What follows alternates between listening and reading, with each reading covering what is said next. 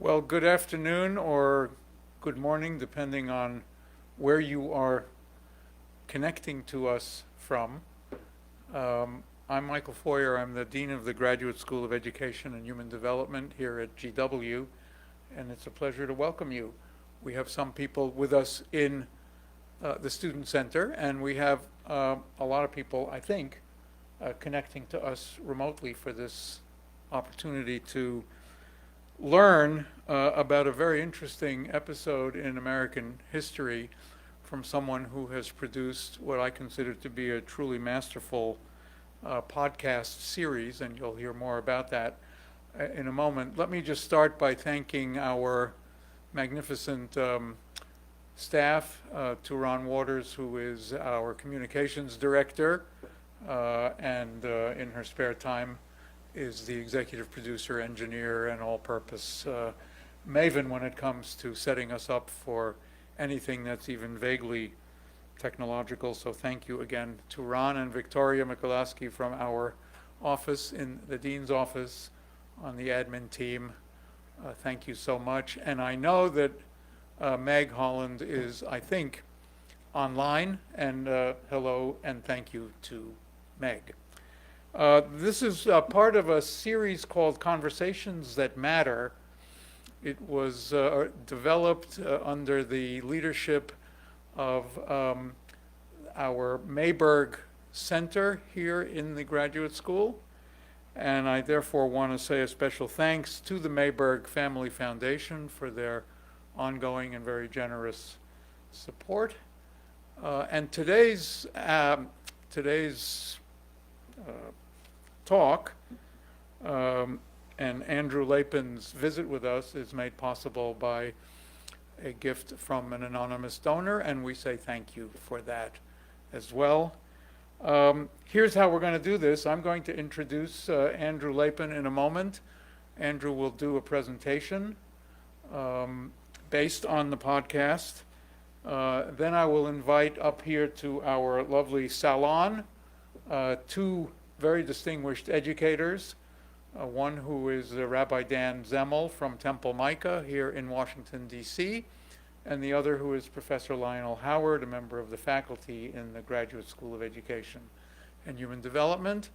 And we're going to talk about what we have seen and heard from Andrew's presentation in terms of lessons that it might bear for us with respect to teaching difficult histories and narratives about history, and thinking about history as a way to connect even to current events, and I think you'll see why. Andrew Lapin, as I said, is the creator and the host of this podcast series called Radioactive, which is all about Father Coughlin. Andrew is the managing editor of local news for the Jewish Telegraphic Agency. He has been an editor-in-chief at the Detroit Jewish News and a film critic for NPR, Vulture, The Economist, and other outlets. He has received various awards and fellowships, and it's been a great pleasure for me personally to get to know Andrew. Since I heard the podcast, was very taken by it, and unlike other people who I've written to sort of blindly, Andrew actually answered, and it was a pleasure to get to know you that way, Andrew. He grew up in the Detroit suburb of Huntington Woods, Michigan, and I think you'll see why that's relevant to this afternoon's presentation also. So first, please welcome Andrew Lapin, and then when Andrew is done, we will invite our two other guests, our discussants, and we'll have a conversation which I think will matter.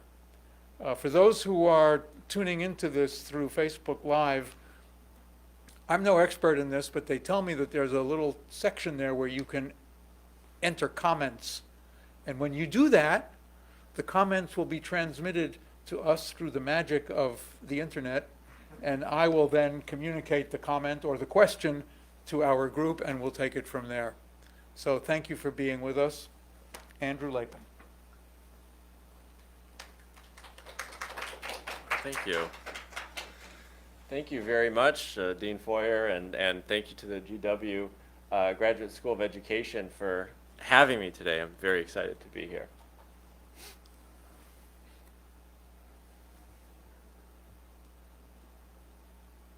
I know how the followers of Marx pushed out liberty in Russia, Spain, and elsewhere.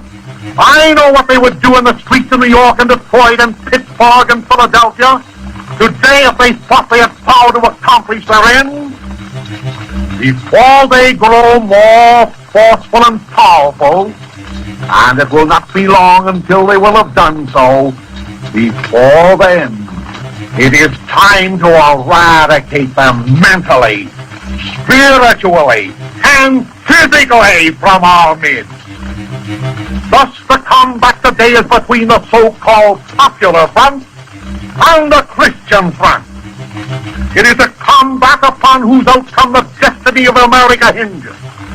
It's a destiny of happiness and victory for labor, or misery and slavery for labor.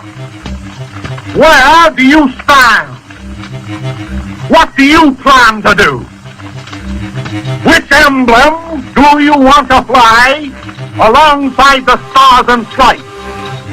The hammer and sickle, or the cross of the crucified Redeemer? Welcome to Radioactive. I'm Andrew Lapin. The voice you just heard was that of Father Charles Coughlin, aka the Radio Priest, who had an extremely popular radio show in the 1920s and 30s at the height of the Great Depression. What you just heard was an actual snippet from his radio show in which he is encouraging his listeners to take up arms against the so-called followers of Marx in the name of Jesus Christ. Before we talk more about Father Coughlin, very briefly, you heard a little bit of intro.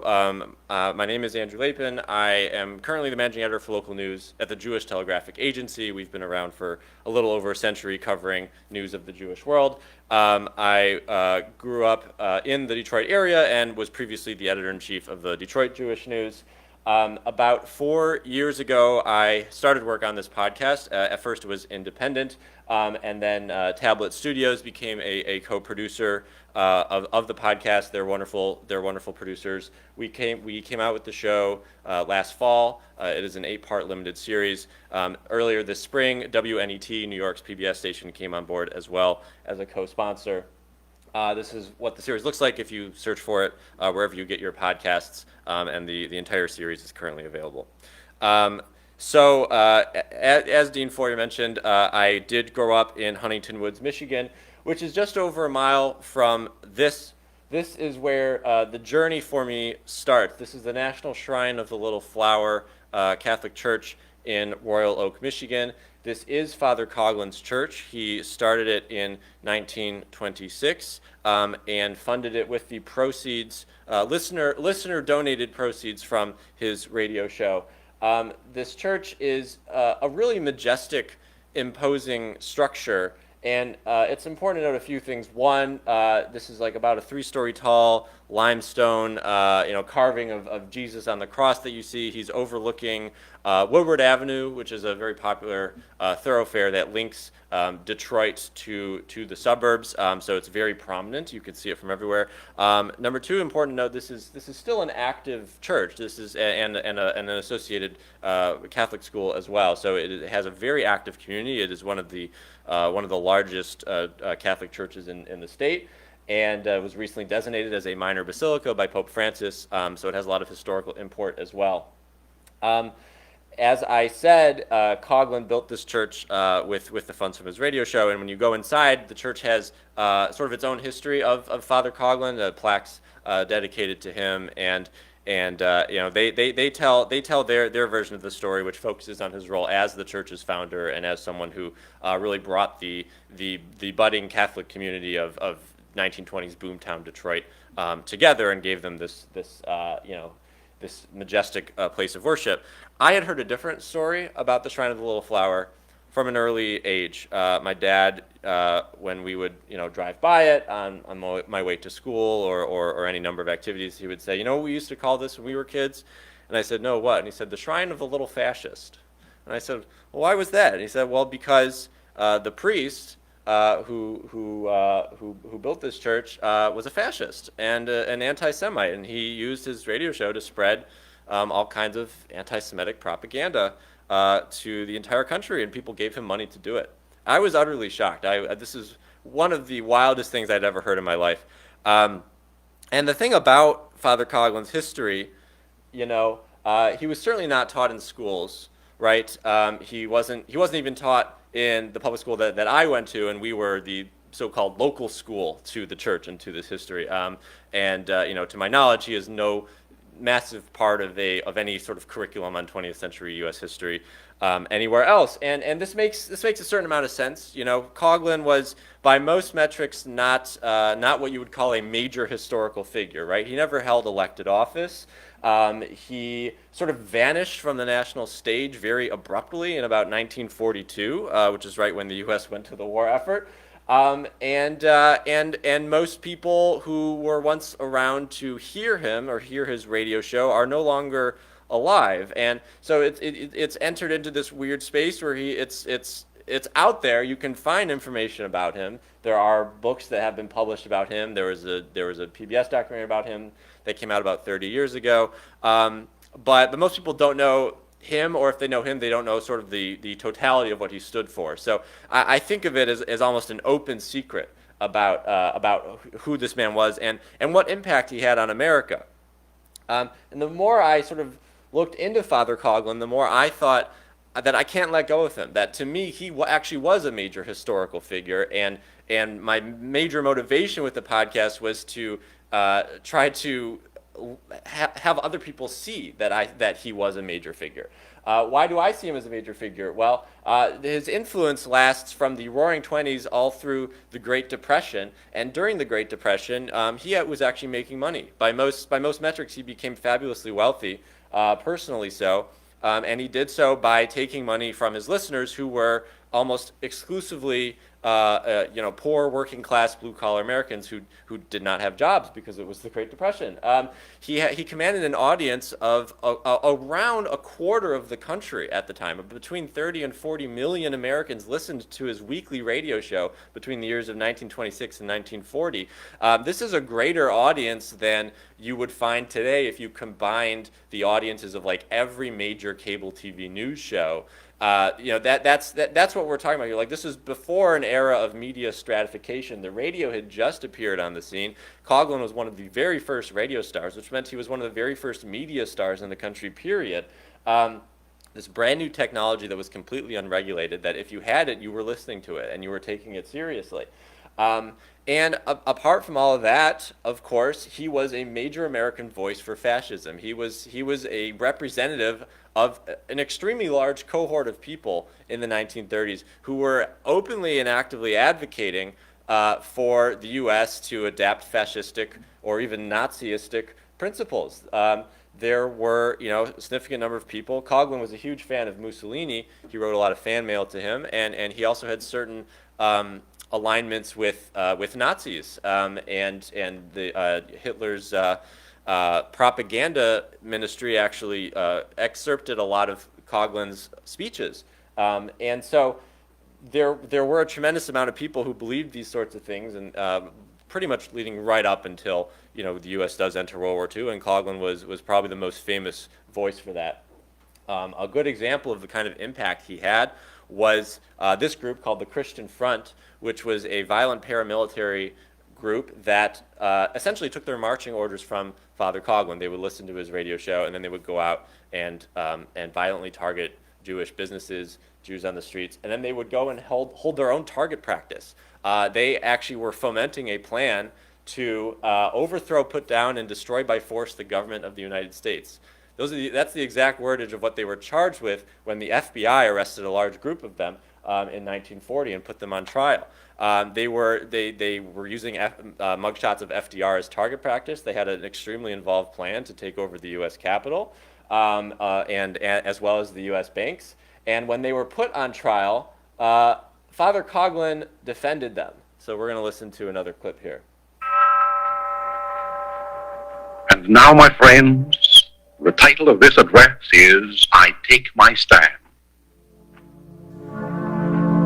Coughlin went on the air for his January 7th, 1940 radio address, only a few days after the 17 men had been arrested. He made it clear immediately that he supported them. All week long, the daily papers and newsreels, particularly those of the East, have been headlining and screening a fantastic story of an alleged seditious plot to overthrow the government of the United States. He said those suspected of the crime had been taken prisoner by the FBI for political purposes. Some public officials intimated that the government was playing politics with the Department of Justice. My name has been linked adroitly to this plot to overthrow the government. Many were calling on Coughlin to disavow the Christian Front, which had been chanting his name as they went out to commit acts of violence and destruction. He refused. While I do not belong to any unit of the Christian Front, nevertheless, I do not disassociate myself from that movement. Instead, Coughlin egged them on. I re-encourage the Christians of America to carry on in this crisis for the preservation of Christianity and Americanism more vigorously than ever, despite this thinly veiled campaign launched by certain publicists and their controllers to vilify both the name and the principles of this pro-American, pro-Christian, anti-communist, and anti-Nazi group.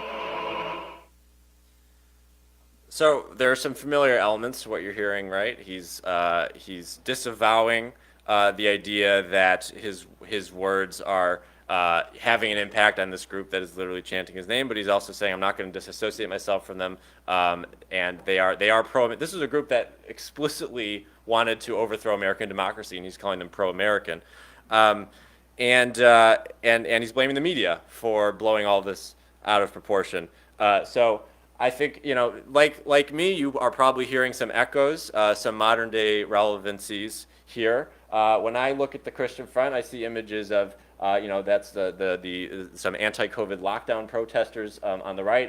That was a local story for me because that was in Michigan state capital of Lansing at the beginning of the pandemic. And then at the bottom, obviously the local story for all of you in Washington, D.C., the January 6th insurrectionists who were, again, prepared to commit violence to overthrow the U.S. government. For these reasons, the reason that I think Father Coughlin looms so large in my mind is that he was the original American demagogue. He was the first American figure to take the mass media and exploit it for his aims by pretending to be a member or speaking for the working class, the disaffected, the people who were feeling like they were being replaced. Like all demagogues, Coughlin was appealing to the prejudices and the fears of his audience. He was also throwing in a lot of his own prejudices, which were largely had to do with communism, and he pushed the idea, some popular anti-Semitic conspiracy theories that Jews were behind communism and also behind the banking system, which everyone could blame for the Great Depression, and so there were a lot of reasons to hate Jews if you were Father Coughlin. And I think that people have become a lot more interested in the concept of demagoguery in the modern era, and that's why I think it's really it can be really valuable to understand Father Coughlin through an educational setting. We've seen in pop culture that people are more interested in demagoguery, more interested in fascism. These questions have always been with us. Two of the examples on this page originated in the 1930s, right? In the upper left-hand corner, that is a new theatrical adaptation of Sinclair Lewis's book, It Can't Happen Here. And then the bottom, The Plot Against America, the HBO miniseries based on the Philip Roth novel that took place during Father Coughlin's era. And then that's the Handmaid's Tale on the right. And so all of these things are imagining what would happen if a demagogue was running America. And you don't have to imagine very far. I think Sinclair Lewis was dealing with this a lot in the 30s,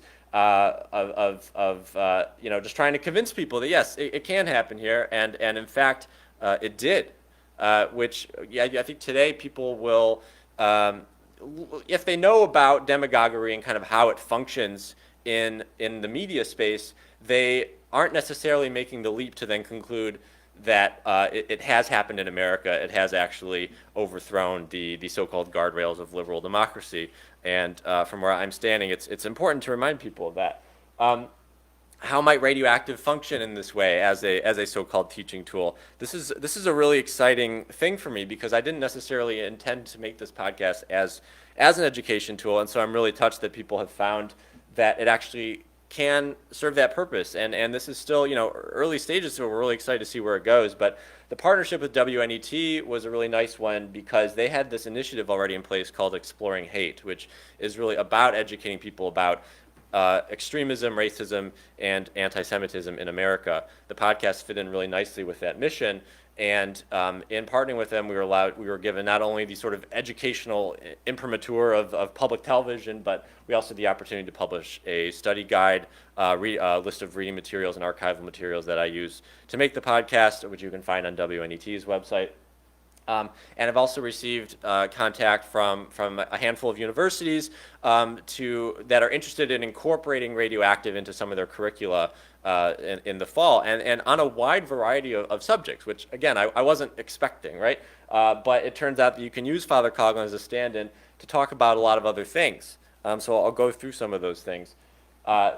First of all, there's obviously the fact that he was Catholic, and then there's a whole history of religion, Catholicism to touch on. I did a podcast interview with America magazine, which is a historic Jesuit magazine, where they were really, really interested in plunging into this fascinating story of like what the heck the Catholic Church was doing in the 1930s, how they were responding to Father Coughlin, how they were responding to fascism in Italy, and how they were aligning themselves or not with Nazis, and there's some really fascinating histories of that out there. Father Coughlin plays a major role in understanding how the world's largest religious body was reacting to the existential question of its day.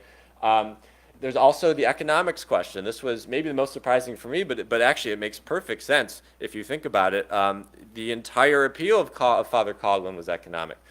He was operating during the Great Depression. It was a period when everyone was focused on economic policy because it was your daily life.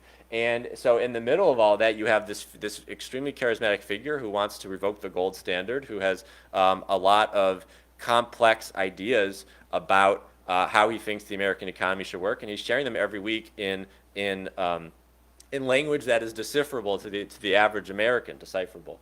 I don't know how to pronounce that, but you get what I'm saying. He's a character who was passionate about economics and economic policy, and as the economics professor I was talking to said, it helps the students to understand that economics affect people, and that there are people who care very deeply about this, and these are not just abstract issues. Coughlin's whole thing started as economic populism, which he was mixing with a lot of religious, about like Bible study and things like that. That was the early years of his radio show before he found a way to segue into full-on fascism. In Detroit, this is obviously a local story, and so I've seen predictably the most interest from Detroit-based institutions. They're also the ones I worked with the closest. Interviewed historians at the Detroit Historical Museum who are really interested in, the fact that this would transport audiences to the city in its golden era, right, the 1920s, when people were coming to the Motor City from all around to work for this guy, Henry Ford, who, as some of you probably know, was something of an anti-Semite himself, and who does factor into Father Coughlin's story in the podcast. The most interesting archives I found related to Father Coughlin that had not previously been uncovered were recently unsealed archives at the Archdiocese of Detroit, which is, as you could probably understand, a bit squeamish about telling Father Coughlin's history, but the historians I worked with there were great. And they were really eager to see this podcast come out and some of these stories be published. So a lot of crucial, correspondence between the Bishop of Detroit at the time and Coughlin, who was attempting to evade his scrutiny. That is all really crucial information. I'll also add here that the University of Detroit Mercy, which is a Jesuit private school, a few years ago digitized the entire kind of Father Coughlin archives, including his magazine Social Justice and all of his pamphlets and the surviving radio programs, and that is available online for anyone to access. Which also shows that, again, another local Catholic institution that felt very strongly that this was a story that needed to be told in different fashions. And then, of course, obviously, something that is, that is my career and that is close to my heart is the media, and how Coughlin tells the story about the evolution or the devolution of the media landscape, how politicians and activists discovered just how influential the media could be on our political landscape. Father Coughlin is often referred to as the father of hate radio, or the progenitor of kind of the right-wing talk radio that you think of from the 80s and 90s. Another kind of parallel is to a figure like Alex Jones, who is, like Coughlin, sort of a fully independent, person who has cultivated a cult of personality, and who relies on listener donations to keep himself afloat. Coughlin wasn't just a pioneer in extremist media, though, because FDR, who was the president for much of the time that Coughlin was active, at first Coughlin supports FDR, and then later he rejects his support. Well, one of the factors to consider about FDR is that he was the very first president to address the American public directly using mass media rather than going through some other kind of medium. He had his fireside chats, right? Weekly radio addresses. Where do you think he got that idea from? It's a stunningly effective way to communicate with people, and analogous to something today like, say, the president tweeting, right? Bypassing whatever you think of as traditional media gatekeepers and getting your message directly to the public. These were all things that Father Coughlin pioneered before anyone even had a term to describe what he was doing. And then you have hate extremism and anti-Semitism. As I mentioned, it fits in nicely into the Exploring Hate initiative, but it also fits in really nicely into, I don't know if nicely is the right word, but sort of the national mood of the last few years. A lot of Americans were suddenly talking about hate and anti-Semitism, especially following the Charlottesville March in 2017 and the Tree of Life synagogue shooting in 2018. Obviously, the summer of 2020 really awakened a lot of conversations around systemic racism in the United States. All of these things are sort of at play here, and this is another area where you can point to a story like Father Coughlin and say these problems are not new, right? These things were being debated even back then. A lot of the correspondences with Father Coughlin and Jewish groups of the time revolve around them accusing him of saying something anti-Semitic, and him saying, "I didn't say anything anti-Semitic. I love Jews." And this sort of thing went back and forth for a long time back then. But all of this stuff is super old. You may or may not be familiar with this document called the Protocols of the Elders of Zion, which is a very famous forged anti-Semitic pamphlet that purports to tell the secret plot of Jewish world domination. It was something that Henry Ford printed in his own newspaper pre-Coughlin, and then Coughlin then printed it in his newspaper. And the origins of it go back much further, and you still see it being circulated today. So again, old problems, new iterations of them. It helps, I think, to see the cyclical nature of these kinds of things in our society. Why does Father Coughlin work so well when he is a minor historical figure? I think, for one, his sort of lack of notoriety works on the audience, because you can listen to the radio show or the podcast and really not know what comes next. There's an element of suspense there, as you would find in some of the best dramas, or Netflix docuseries about scammers, things like that. There's a lot of the feedback I've gotten, when we were releasing the episodes week to week, we were hearing a lot of people say, "I can't wait to hear what happens next," and that actually, it made me really happy to hear. And then you also have, as I've sort of covered, the wide variety of topics that Father Coughlin was preaching about. How he started off doing one thing and then became really extreme and did another thing, and the way that that his story plays out over those 16 years when he was in the public spotlight. You touch on a lot of different things, a lot of different opportunities for teaching. And then I think, the core of it for me, the reason why I kept thinking about his story for years and years is that it sort of upends whatever you might think of as the conventional wisdom about American society. Were we always on the right side of history? Absolutely not. And this is one example of that. There's also the question of the medium itself that I think works in its favor. Podcasts, different, they're new, they're sort of hip.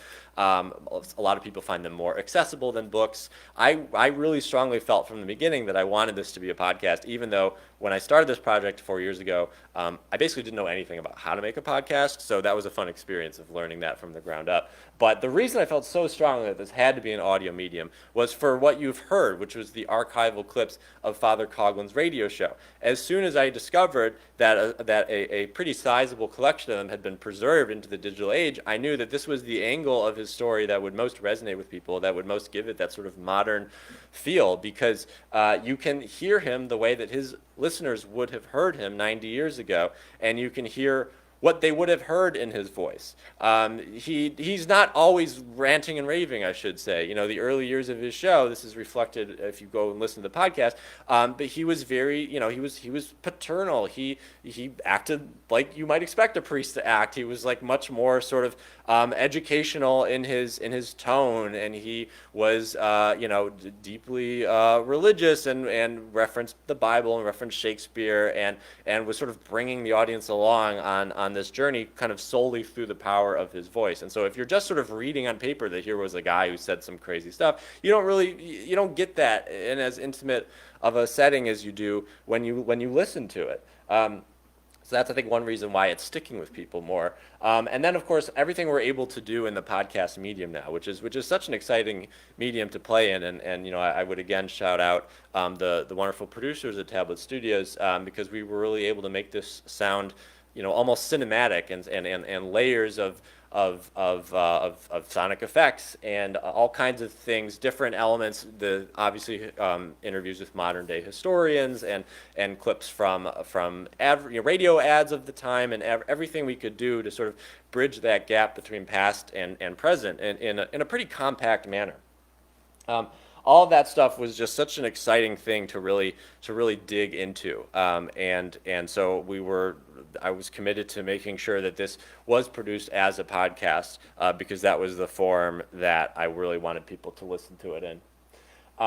It helps as well that as I've sort of been saying, fascism is kind of a hot topic right now, and there are these parallel projects that I'd really recommend people check out. The middle one I want to quickly shout out. This is a new history book, Nazis of Copley Square, by the historian Charles Gallagher, that we found out was being published kind of simultaneously as the podcast, and I very quickly reached out to him and incorporated a lot of his wonderful research into my podcast, because it is so perfect. I mean, he really goes deep on the Christian front in particular, and really shows you how we shouldn't be writing these people off as a triviality. They had serious weaponry. They were military trained.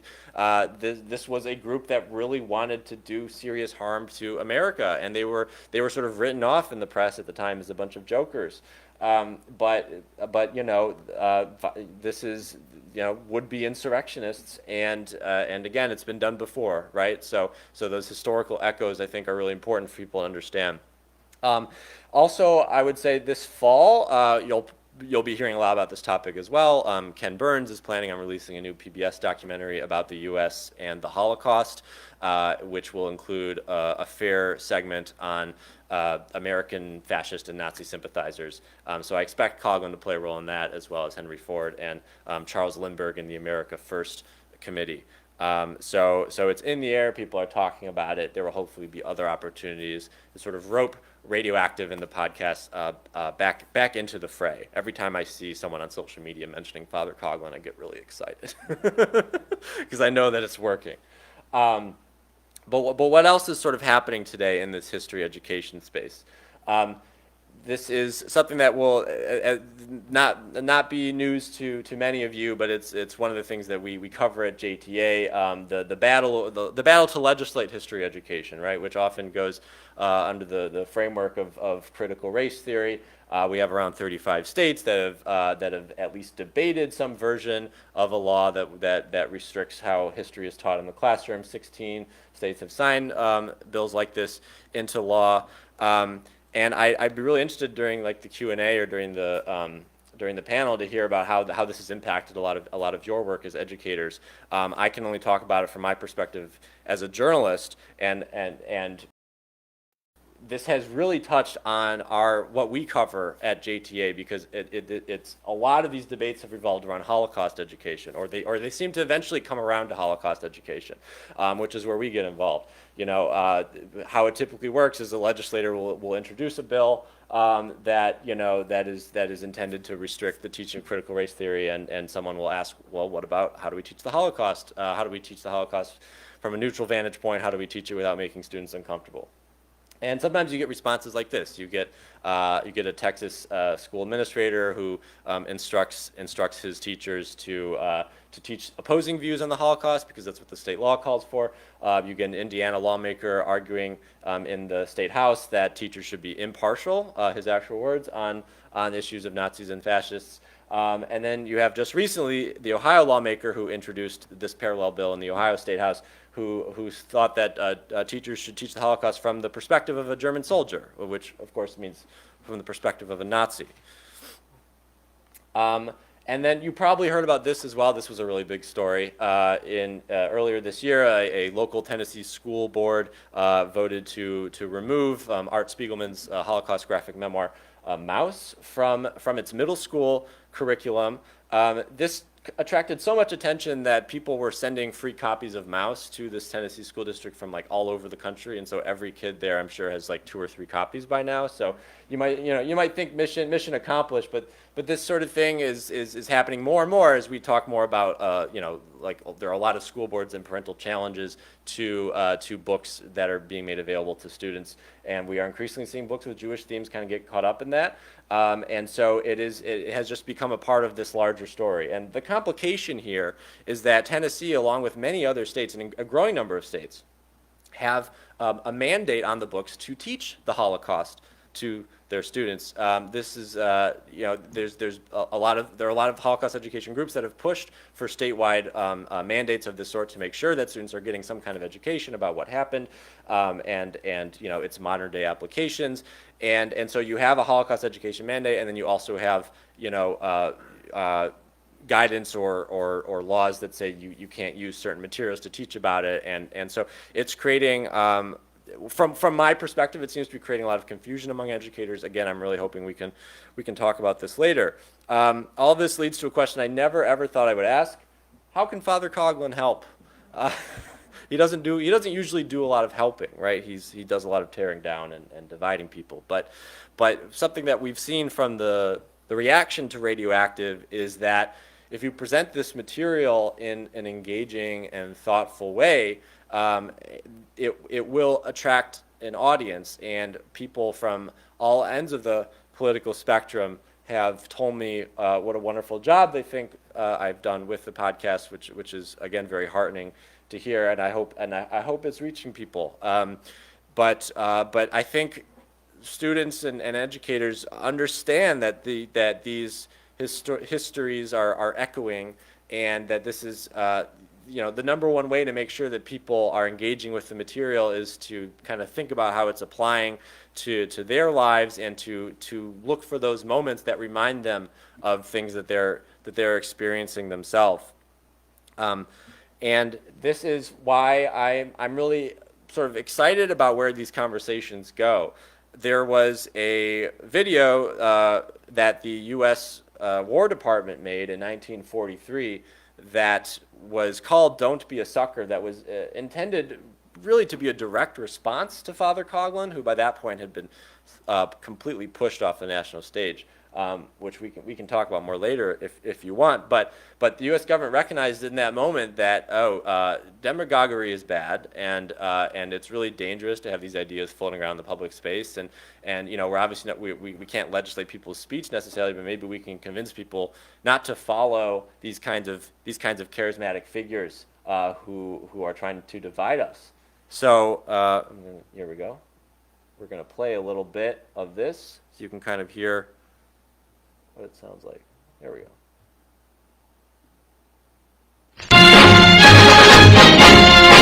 I want to give you the truth, folks. The truth about America. I know you've got a lot of questions. You want to know why you're not getting the breaks you deserve. Now, friends, I'm just an average American.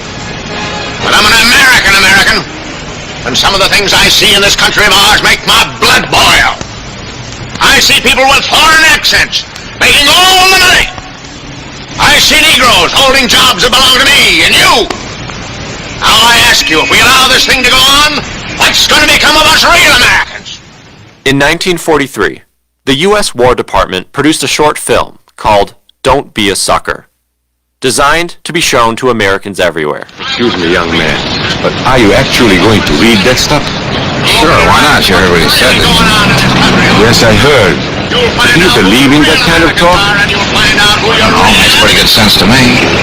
I was born in Hungary, but now I am an American citizen. And I have seen what this kind of talk can do. I saw it in Berlin. I have seen what this kind of talk can do. I saw it in Berlin, right? So by 1943, the U.S. is banking on everyone sort of understanding that the Nazis are the bad guys, and that it wouldn't be so good to follow this ideology to its logical conclusion. This was an anti-fascist propaganda movie made by the U.S. government, and it was very popular not only at the time, but it went viral just a couple years ago in 2017. Somebody dug it up and put it online, and everyone started watching it again, which is to say that history is going viral, right? And that's why these kinds of things these kinds of projects are so important. These projects, podcasts or documentaries or what have you, not only do we draw on pre-existing archives to create this narrative, but then the item itself, the show itself, actually stands as an archive. In the case of Father Coughlin, the most recent biographies about him, print biographies, are all out of print, right? This is Radioactive is going to be the most accessible way people will have to learn about him, and nobody is going there because they know who Father Coughlin is, right? They're going there for the story, and they might have some idea of it, but I'm really trying to introduce them to an entirely new world, and that's hopefully, I guess at the core of it, an educational value, even though I had not intended it to be so. But this is really, I think, an exciting moment to have these kinds of conversations, presuming that we can navigate them safely. So thank you very much for having me, and I'm excited to talk more about this.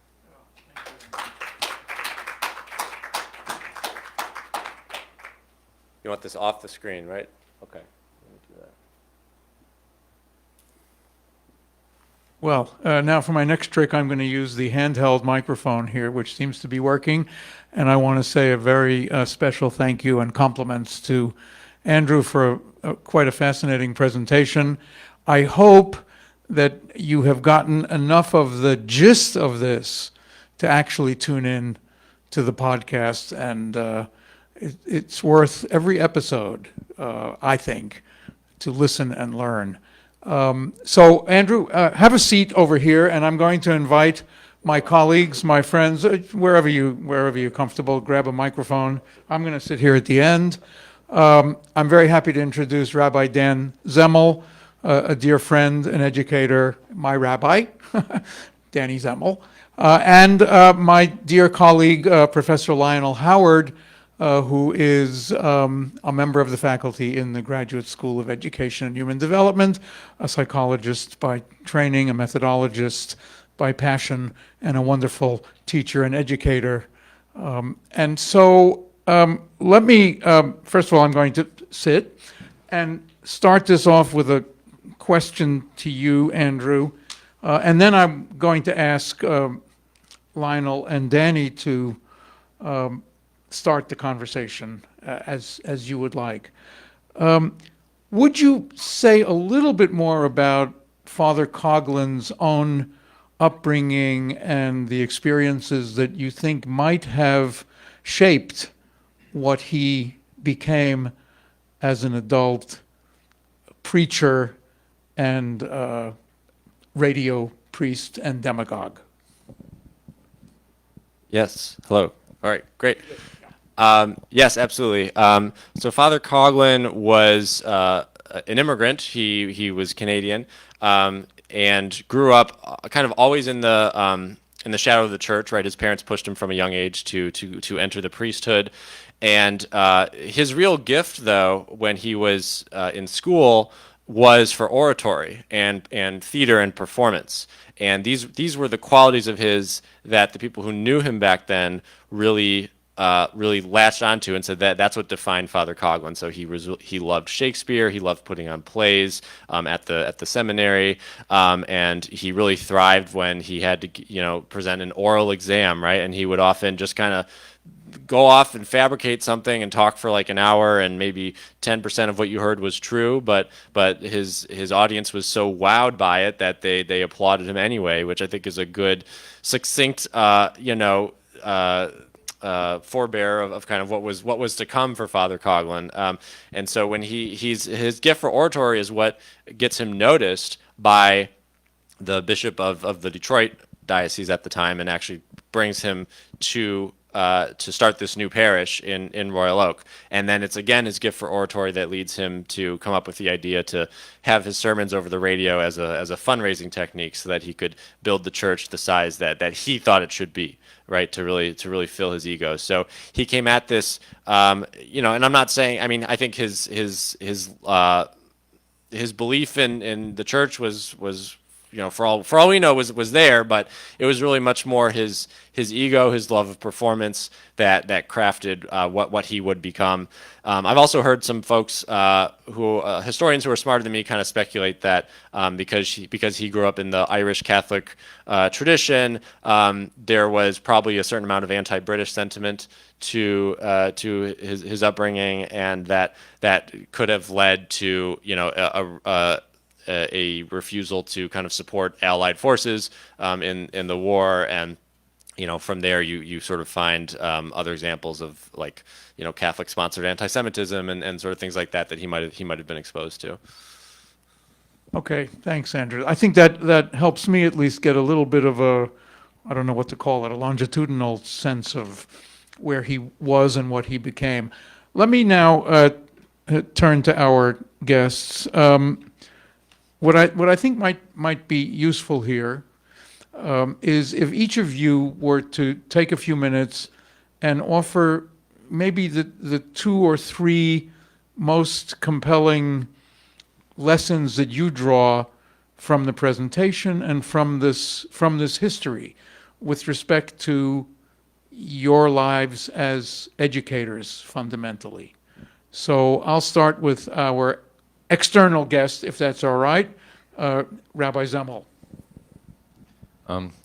Thank you, Michael, and thank you, Andrew. Your presentation was terrific just now, and I listened to the podcast several months ago, and it was great.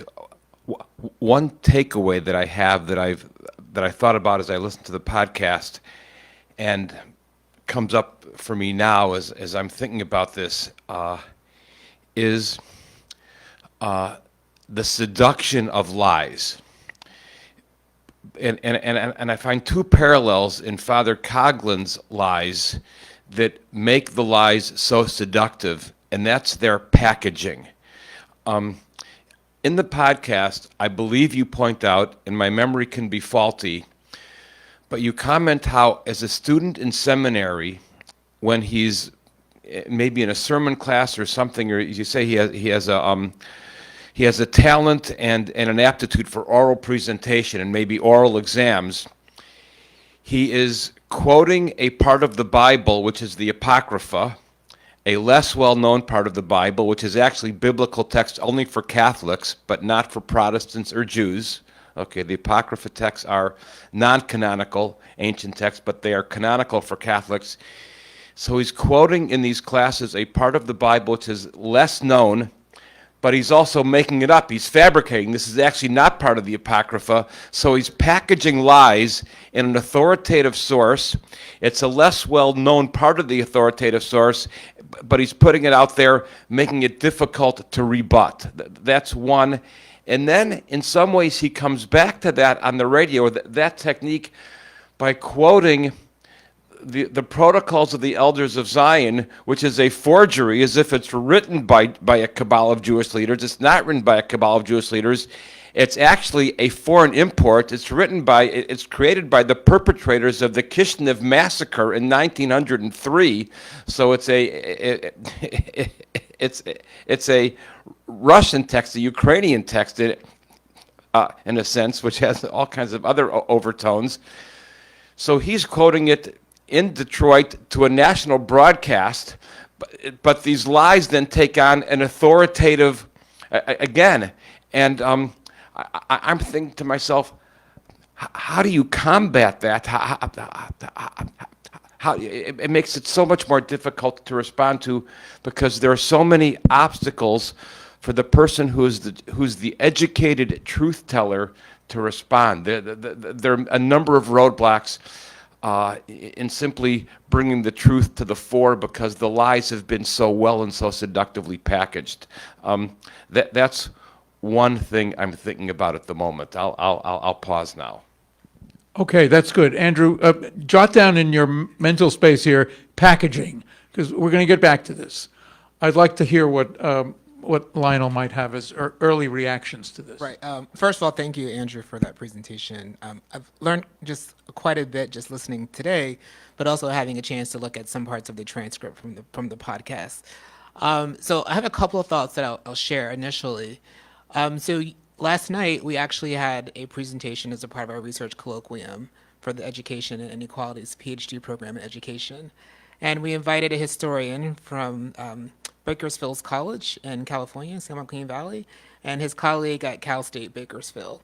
And they recently received a National Endowment of the Humanities grant to do what you could call critical place-based pedagogy, and looking at sort of landmarks and how we can use landmarks in history within the context of education.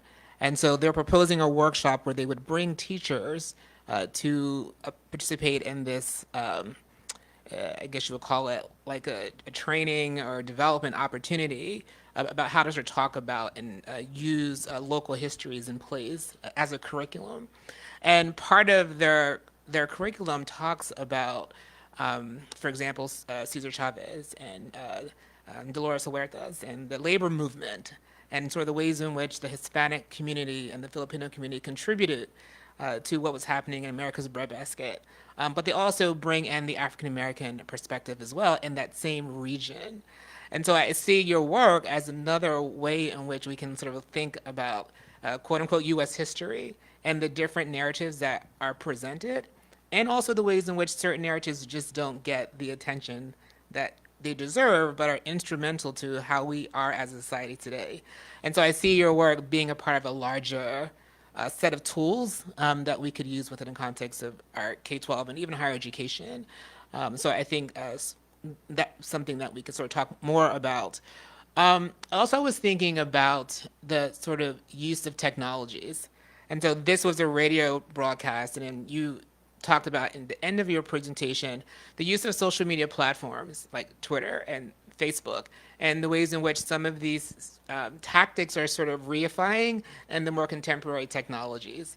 And even with the current potential, I think it's a done deal, the takeover of Twitter by Elon Musk, and this idea of making it sort of an open space for different dialogues evokes a lot of concern for people, for things very much like what we see in Father Coughlin. And so I think that you're in the front of a conversation that's happening in real time here in this project. But it also makes me wonder, too, the ways in which history can be instructive, but also can give, sort of repeats itself and can sort of present in ways that we don't want it to, right? We want to sort of learn from it, but not for people to sort of replicate that to continue to subjugate and contribute to discrimination in all of its forms. So you've given us a lot, given me a lot to sort of think about across different sort of levels of the conversation. Take it away. Thank you. I definitely recommend that everyone at some point sit on a panel where people tell you how great you are. It's good for the ego. No, I really appreciate those insights, because that was all stuff that I was playing with in the making of the podcast, and have continued to think about for years after. The lies with the lies packaged with authority, right? That's definitely a volatile way to spread lies, and we saw that many times in Coughlin's career, where he uses his priest's collar as a sort of defensive shield, because you're not gonna contradict a priest, but it also sort of gave him authority even with people who were not Catholic. Right, because his audience was much broader than that. It was the authority in his voice. It was the charisma that he brought to his work. You frequently hear people like fans of his who would talk to the news media during that time would say, he speaks the truth. That's why we listen to him. And did they mean the literal truth, or did they mean he just says things the way that we see the world, and so we perceive that as true? I think that's a lot of the debate we're having right now around truth and what does it mean, and trust in the media is at an all-time low, and people have to trust something, right? And so what are they trusting? I think then you sort of get into that question.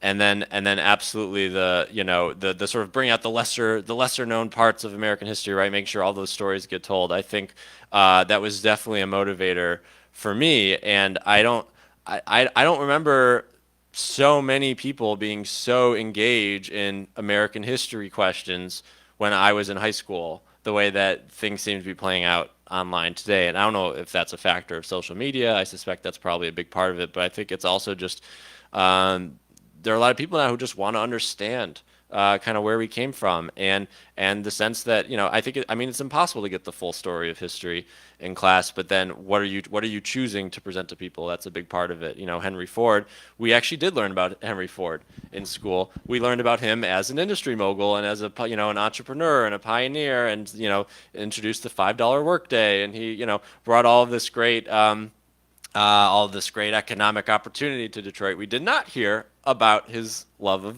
Nazism. That was something I had to learn about on my own. So it's definitely telling the full story is challenging, but also necessary. Please, Lionel, go ahead. Yeah, I was going to say, you see that challenge in the 1619 Project, right? And the ways in which Nicole Hannah-Jones' work has been sort of placed under a microscope, right, and challenged in so many ways.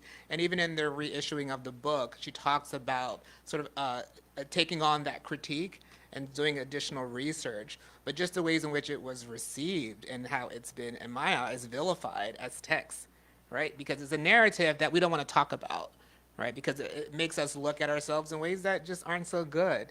And so I sort of wonder, will that critique happen in this podcast too, right? Or maybe you're already sort of seeing it happening. I've been I feel like kind of fortunate because I haven't had quite as many negative reactions to the podcast. I didn't get into this in the presentation, but the previous Monsignor at Shrine, so the guy who was basically the head pastor there until recently, he was appointed to another diocese. He actually sat down with me and had a conversation about Father Coughlin, and we had several different conversations over the course of a couple of years. And the first time we talked was in, I think, the spring of 2018, and he said, I don't think about Father Coughlin all that much. We think about him in the context of the church and all that stuff, but he did apologize. He was like, I'm sorry if his words have been hurtful. Cut to following the Tree of Life shooting, and now he has actually made several public statements and gone on the radio to have conversations about Father Coughlin and about the historical role that he played in spreading hate and anti-Semitism, and pledging to do better as the institution of Shrine of the Little Flower in combating anti-Semitism. And his very last speech, sermon to his congregation was about Father Coughlin's anti-Semitism. And so we see that I think, yeah, current events prompted him and prompted that institution to re-examine its own history, something that had happened 80, 90 years ago. They felt that was important in that moment, which I think that's the kind of reaction that history educators are sort of always hoping for and maybe rarely see. But yeah, I have found the really intense reaction to the 1619 project to be indicative of something, some willingness or unwillingness to talk honestly about history. But then, of course, the attention being paid to it anyway means that there is some kind of conversation happening, and that has continued to be so. I want to try to pick up on both of your questions and Andrew's answer here in the following way. I think you pointed out in the presentation, and it comes across in the podcast, that radio in the 1920s and 30s was a new thing. And for me, that is a reminder that every technology comes with its downside risks. And there you had radio, which was clearly a fabulous invention, with the possibility of being exploited and for bad goals, for bad purposes, by a guy like Coughlin. Fast forward, you have the internet and you have social media, which are viewed by some people as the great democratization of information, which people essentially associate with the lack of any kind of curatorial authority, and everybody gets a chance to mouth off. And again, the internet, I think, is an amazing technology. I mean, that's sort of the most banal thing you've probably heard all week. But the downside risk of that is the diffusion of packaged lies. So I want to get back to that. And then I want to ask whether, and in particular, maybe Lionel, you'll take this one, is there a way to introduce into our teaching, whether at the high school or college level, enough about these tensions between the benefits and risks of technology so that at least people can face that with a little bit more awareness? You see what I'm getting at? So let me go back then to Danny. If you want to think about these packaged lies in the context of one of the great things about American history and American society is our putative freedom of speech that comes with these kinds of risks.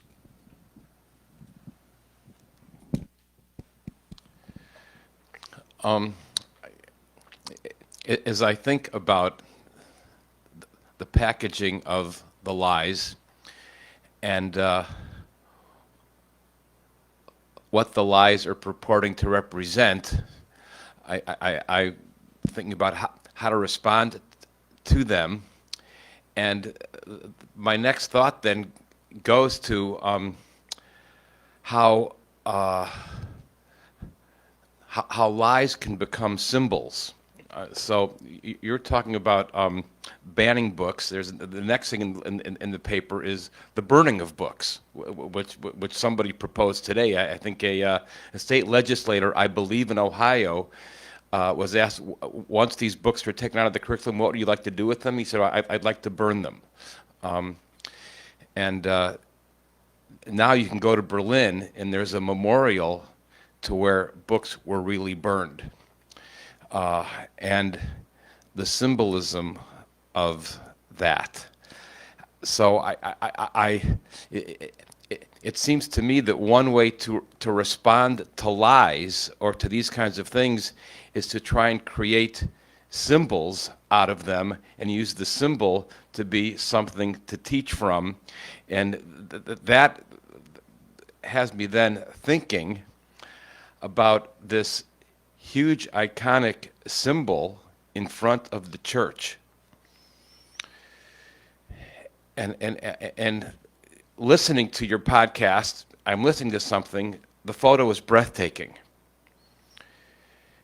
this then got me thinking about the debate we're having in this country over symbols. That is, every single statue of anybody is now a subject of debate.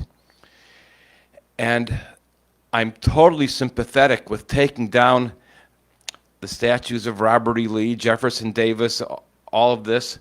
But I also think there's an opportunity here to leave the statue up and turn it itself into an education forum about why this was put there.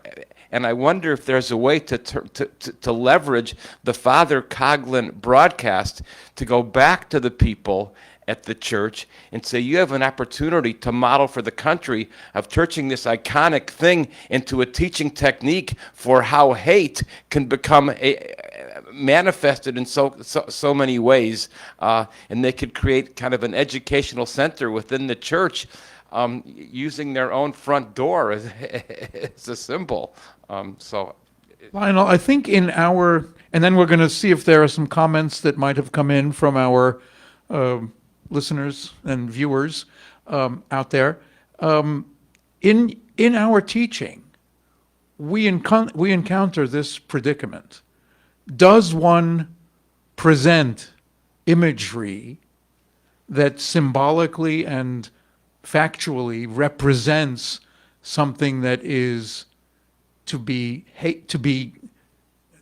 that is shocking, that can be painful, and that is a reminder of very difficult history? What do we do?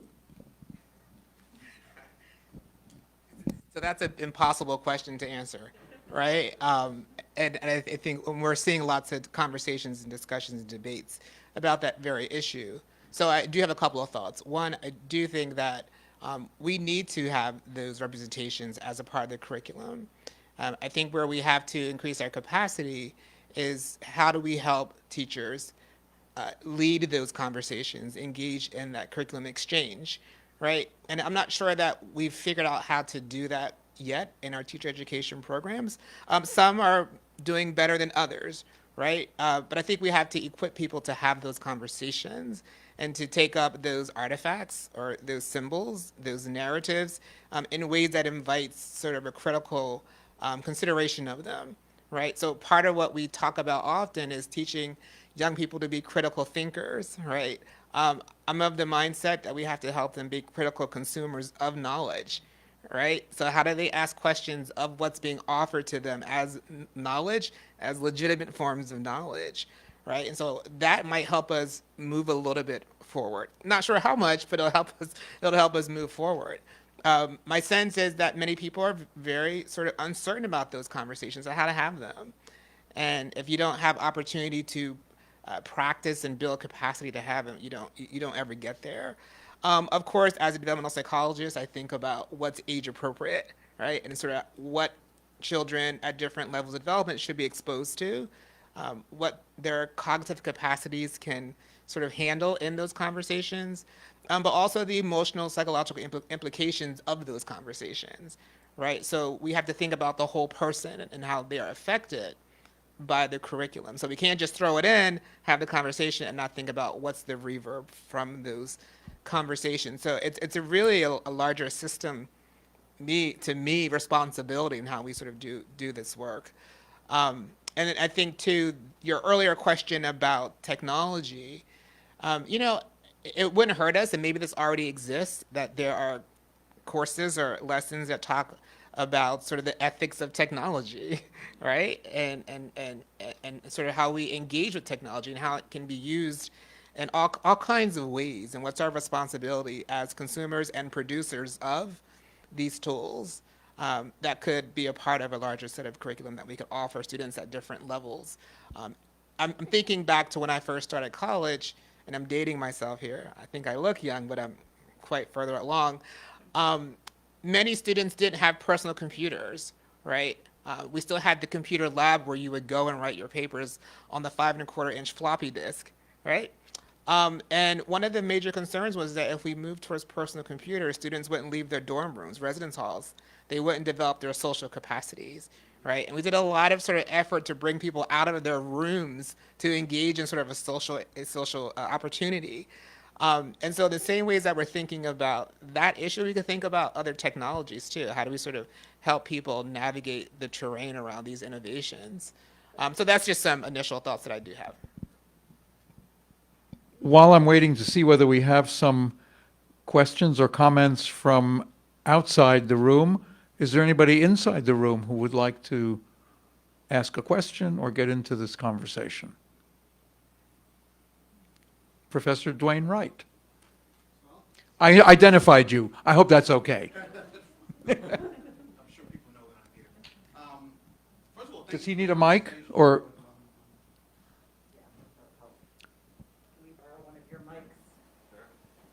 This is a rare opportunity for me not to be loud enough.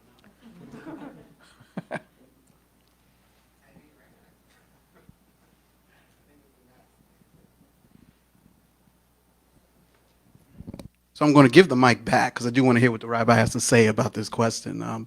First and foremost, thank you for the presentation. I find it fascinating because I'm a nerd like that. But I do think that the knowledge that has been expressed is deep, and we need to kind of unpack a lot of it. I want to kind of move away from the core of the conversation to another issue, and I'll take advantage of the fact that we have a rabbi, a reporter, and a psychologist, and an economist all on the same panel, right?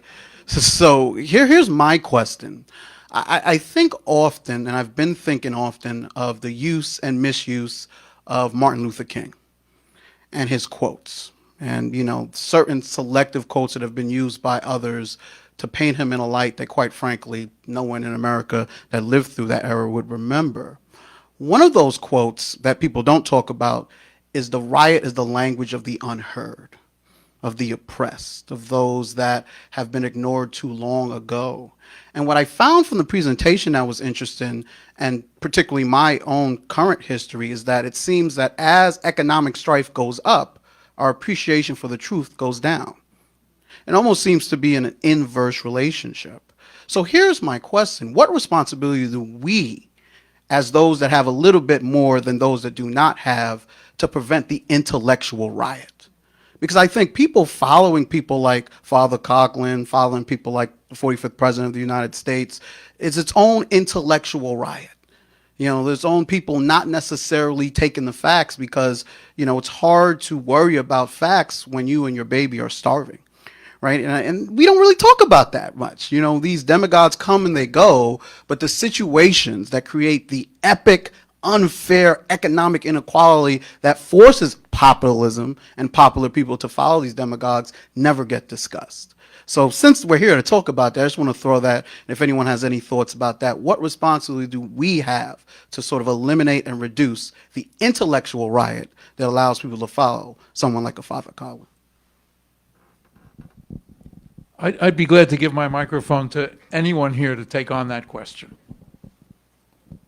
I'm just thinking about that because that was so well put, and there's been so much really insightful statements made here that I'm wrestling with, and I feel like it's almost my duty as a journalist to keep thinking about those questions as I go, right? Because in my industry, we like to think that we will tell people the truth and we will properly vet it and we will try to call out other people when they lie, and that is us doing our jobs, and so that's our contribution to society. But of course, that doesn't work when people don't want to listen to what you're saying in the first place. When there is that's a great phrase, intellectual riot, right? Because that's how that is really what's happening. It's sort of this active choice to believe in what you want to believe, and I think to go back to something Lionel said earlier, we don't really have a way to teach media literacy to students, but it seems increasingly clear that this is one area that we really need to have a curriculum for. Everyone's living their entire lives on social media now, being bombarded constantly with information, and it is becoming increasingly hard to separate truth from fiction. And sometimes it's designed that way, and sometimes it's something that you're opting into. But either way, it's sort of a willingness to just jump down rabbit holes, and it's almost like you're not understanding really what you're dealing with. So I do think finding some way to teach media literacy in schools would be certainly one step, and I think for us in journalism, it's going to be a more complicated answer to that question. JTA reaches Jews across the political spectrum, and we sort of like to think of ourselves as operating under the pretense that we have common areas of interest, and there are we can sort of talk to multiple audiences at once, and that puts us in maybe a more favorable vantage point than a place like, say, the New York Times, where a lot of people have very sort of preconceived notions about what they're writing about. So that's what we always strive to do. Is there's these conversations are becoming increasingly tricky to navigate in a way where we can speak to people who hold a wide variety of beliefs without making anyone feel like we're holding the truth from them and they need to turn away from us and go somewhere else. It's a real ongoing conversation. I thank you for that. I'll let others talk.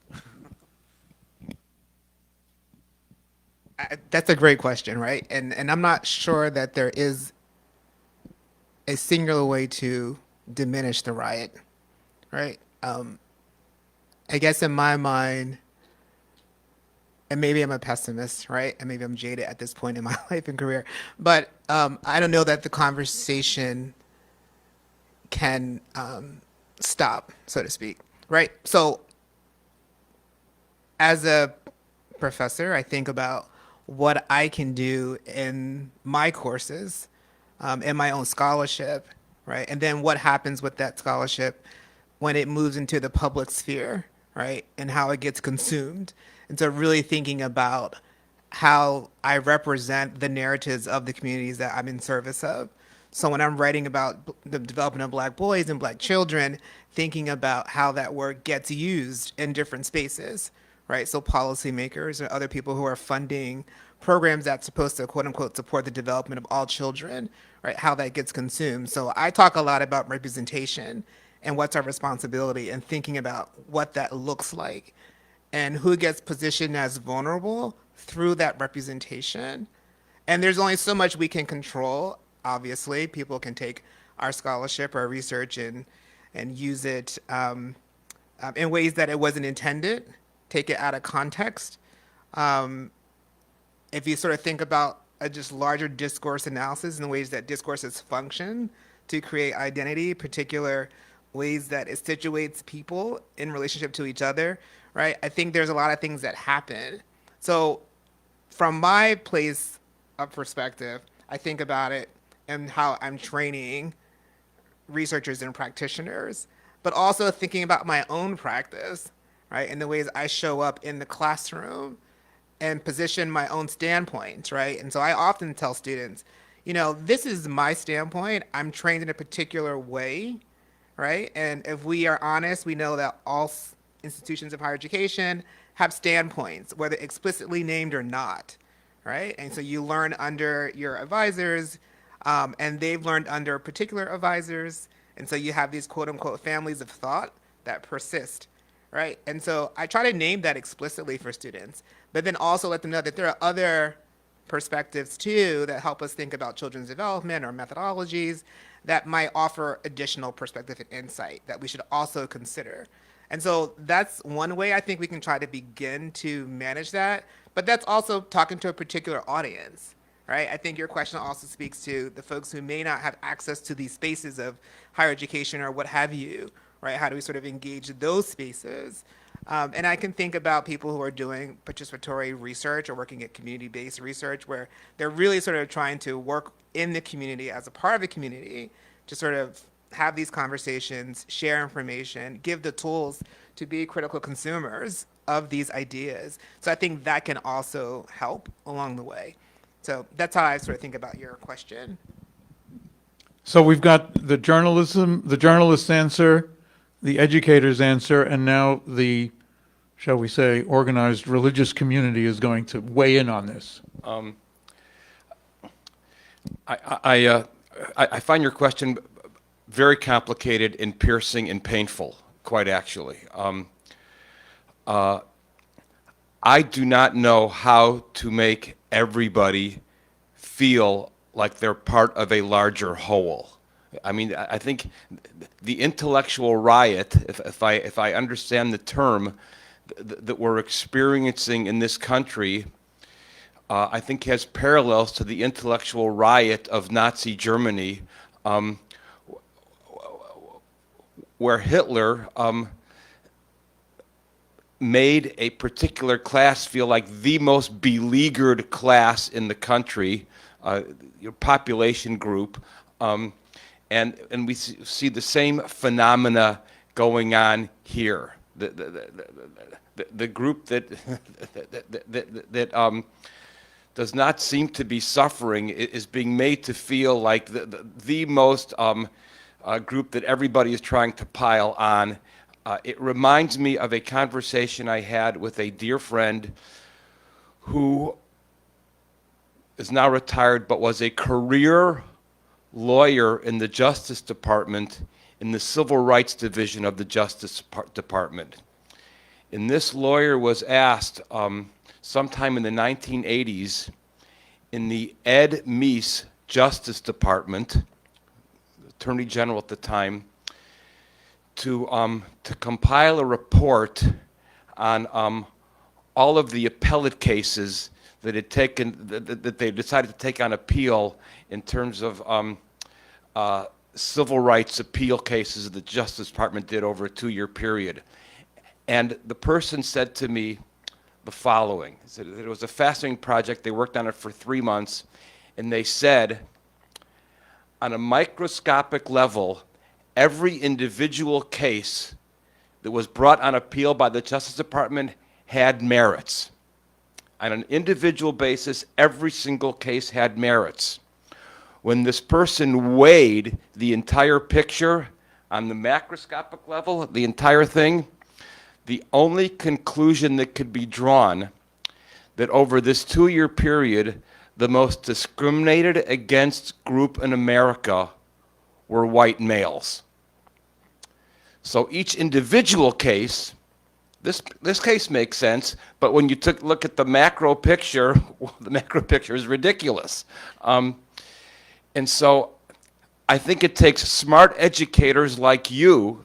I'm just a rabbi dealing with a group of, but I think to try and figure out a way to make a common sense analysis of going from the micro to the macro. I don't know how to do that. There's clearly, and in Ed Meese Justice Department, there's clearly a certain ideology that's driving it, but also there has to be a way to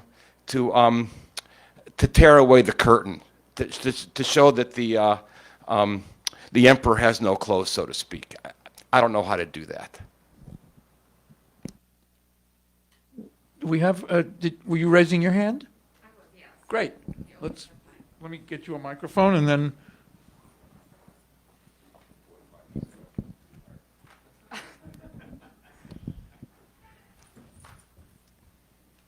Thank you. So I'm a friend of Andrew's, but I'm fortunate that I did attend a public school where we learned that Henry Ford was not a good dude. But my question is about Holocaust and World War II education. I'm a product of the Maryland public school system, and I believe our mandate was 1/4 had to be spent on World War II. So you're a history teacher, and you're trying to teach all of American history, but 1/4 has to be devoted to 10 years. And I think the way the math works out, we spent, for example, a lot less time on slavery and the slave trade. So my question is, in blue states, where there is a look now to try how do we make our teaching of American history more equitable, should there be a reduction in time spent on World War II and, quote, Holocaust education? And perhaps maybe, I don't know if Lionel knows, is that actually happening? You know, is that debate happening in blue states right now, at least? Do we need to reduce the time we spend on the Holocaust? And then what would be you all's advice to educators who are needing to make those changes?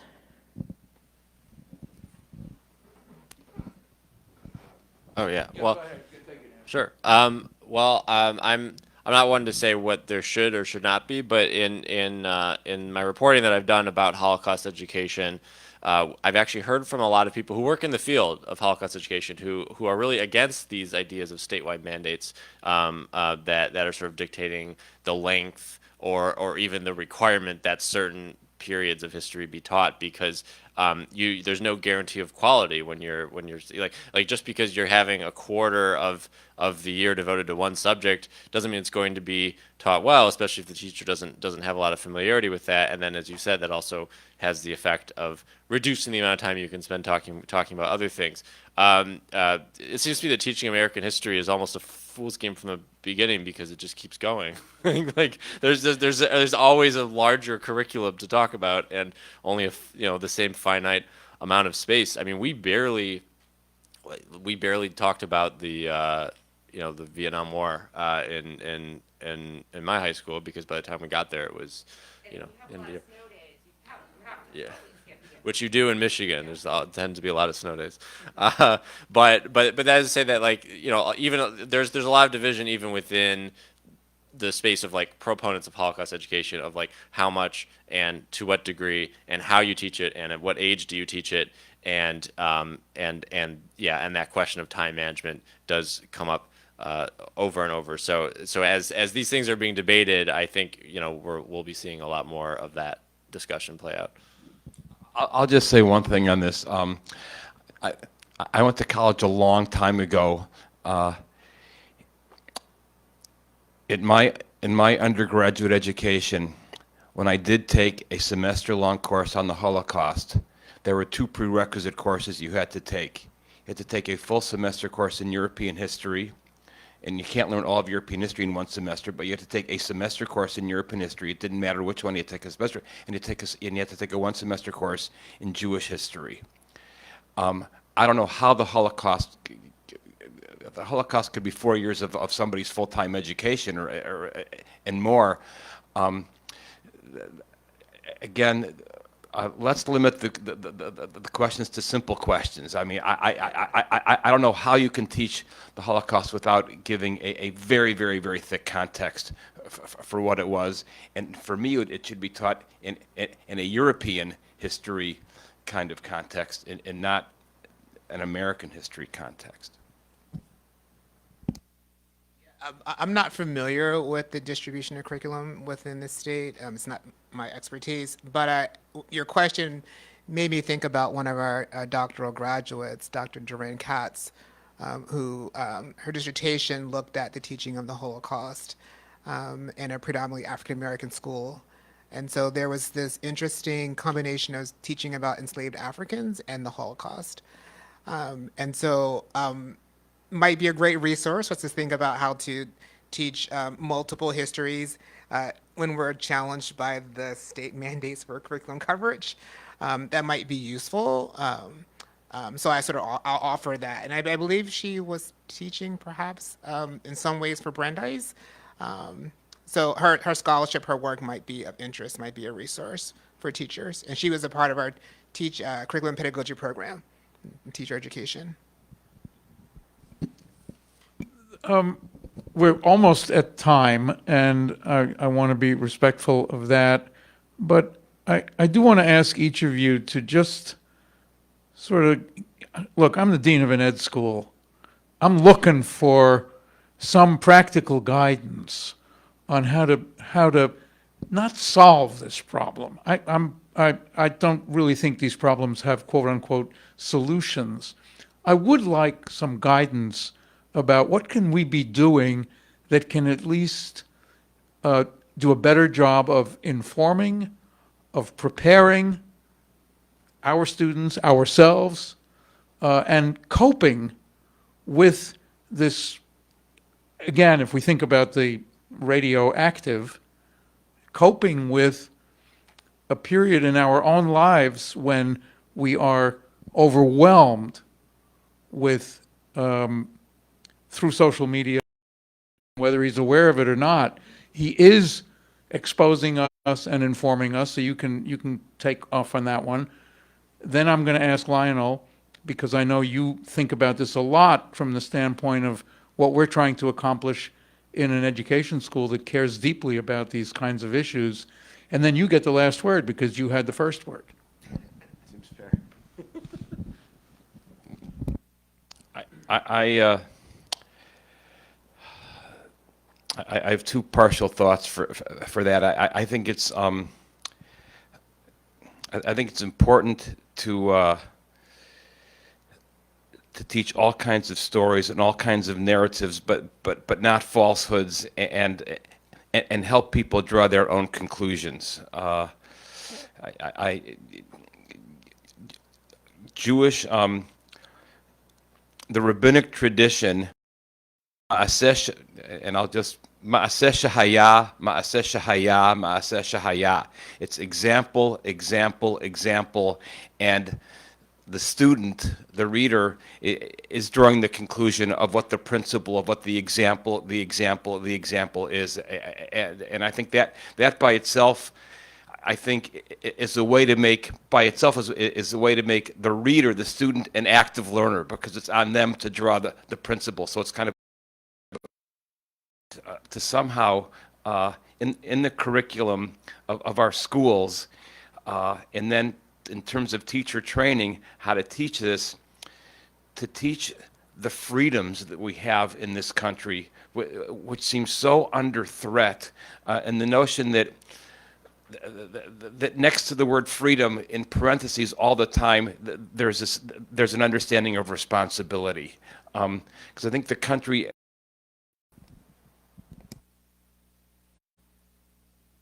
So, Dr. Wright's question is still resonating in my head, and my thought is that if there's a way for us to really think about how to have the conversation in other spaces, right? It's one thing to sit in the academy, to sit on G Street in this institution to have the conversation, but how do we sort of move down to a dialogue?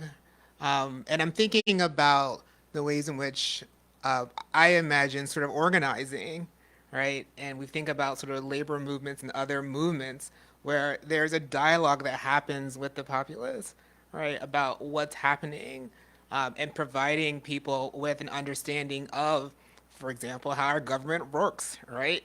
Some of the things that escape people in their formal education for all sorts of create a space for that shared education, but also reminders to us of their very lived experiences, that as someone who has a set of resources, I move through this world very differently.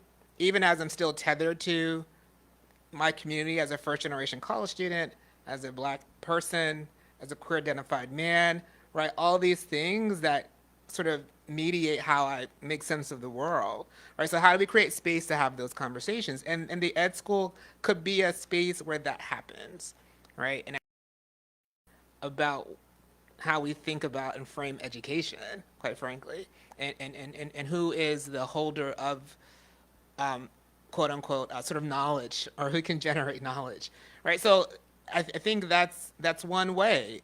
It may be an identity shift for the school, right, for the institution, but I think that's one way to begin to perhaps address some of the intellectual rioting that happens, and to create space for new possibilities. So that's something I think whatever form the education and the conversations wind up taking, whether it's in the academic space, or it's in K through 12, or it's in more innovative ways in the communities. Like, something I've found working on the show is that people seem to really want to respond to the commonalities, right? To the narratives, which is a lot of what I do as a journalist and a storyteller is to find those narratives. And that's how everyone sort of has those moments of obsessiveness with a certain kind of story that you can't let go of. And for me, it was just seeing all the echoes and all of the things that seemed to be happening before my eyes that related to this story, and the sense that, well, we've been through this before. Like, why don't we know that? And so that was like, it was like that quest for knowledge that sort of led me down that hole. And I think, as I said in the talk, that seems to be one thing that people were responding to. And I think the commonalities, and what is the identity of our country if you take the long view, and how much does the past inform what we're experiencing today. And these are all like super resonant questions that like everyone is dealing with in some way or another, even if we might not think that we are. And I think finding a way to give a voice and language to those questions that everyone is already wrestling with is a good avenue that I've found in my work for finding ways for people to engage with that question. And I do think media literacy is so important. So I'll just say that again. I'll stick that on the end.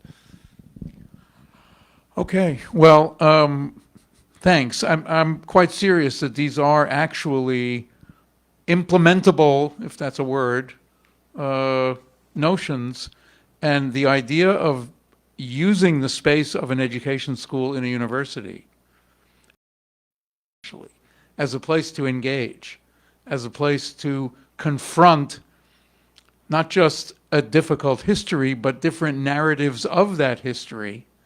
That for me is the dream of what a well-functioning university is, such as ours. And in fact, this series, this Conversations That Matter, is very much along the lines of at least going 1 inch in the direction of creating that kind of possibility.